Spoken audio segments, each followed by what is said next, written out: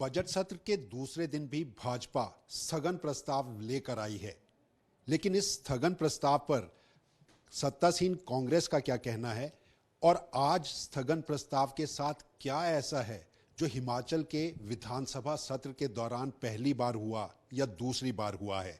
हमसे बातचीत करने के लिए संसदीय कार्य मंत्री हर्षवर्धन चौहान हमारे साथ हैं। भाजपा दोबारा से स्थगन प्रस्ताव, पहला दिन दूसरा दिन भी, आखिर भाजपा की मंशाएं आपको साफ नजर आ रही हैं और स्थगन प्रस्ताव क्या समझते हैं आप, भाजपा क्यों ला रही है?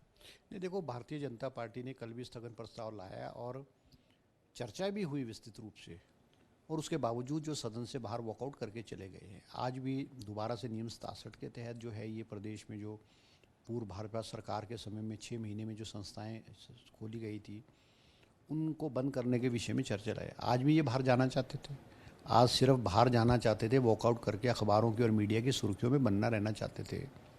आपको नहीं लगता जनता से जुड़े हुए मुद्दे भी नहीं? और फिर मैं धन्यवाद करूंगा मुख्यमंत्री जी के दरिया दिली का, उन्होंने इसको एक्सेप्ट करवाया और चर्चा की और कहा कि हम तो हर चीज़ के लिए तैयार हैं। आप अगर चर्चा करने चाहते हैं, आप सदन से बाहर मत जाओ, आप सदन में रहो, चर्चा करो।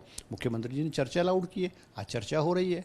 आज आप हिमाचल प्रदेश में 4.5 साल आप काम नहीं करते, जब आप सत्ता में, और आखिरी 6 महीनों में आप 920 संस्थाएं खोल देते हो without budgetary provision, without financial section, without parameter पे नहीं बैठते। और आप हैरान होंगे कि भारतीय जनता पार्टी ने अपने 4.5 साल में 2 कॉलेज खोले केवल, और 23 कॉलेजेस जो आखिरी 6 महीने में खोल दिए। भाजपा तो कह रही है जनता के लिए खोले, ये तो जनता के लिए सारे संस्थान थे, उनकी सहूलियत मिलनी थी, उनको इसका लाभ मिलना था। नहीं, देखो, सरकार का अधिकार संस्थाओं को खोलने का है, मगर मुख्यमंत्री की जिम्मेवारी भी है कि प्रदेश की आर्थिक स्थिति क्या है।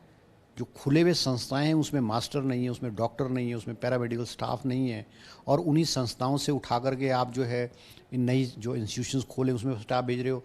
पुरानी संस्था भी नहीं चल रही, नई संस्था भी नहीं चल रही है।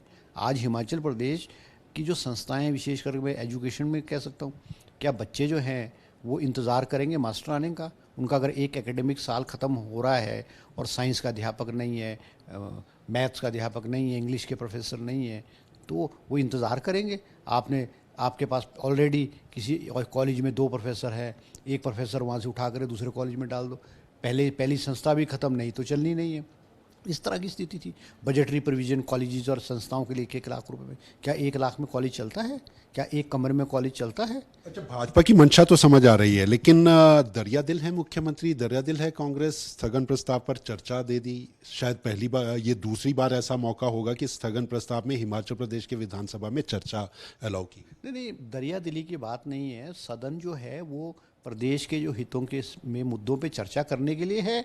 आज सदन के माध्यम से पक्ष और विपक्ष को दोनों को सदन में बात रखने का मौका मिला है, और सदन के माध्यम से और मीडिया के माध्यम से हिमाचल प्रदेश की जनता को पता लगेगा विस्तृत रूप से कि प्रदेश की आर्थिक स्थिति क्या है।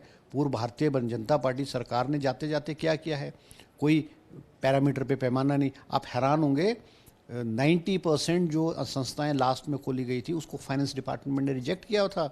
In spite of the rejection of finance department, it was approved by the BJP, by the cabinet।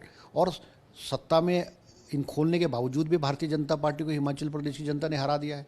क्या इन संस्थाओं खोलने से वोट मिलते? अगर वोट मिलते तो शायद निश्चित रूप से भारतीय जनता पार्टी सत्ता में होती।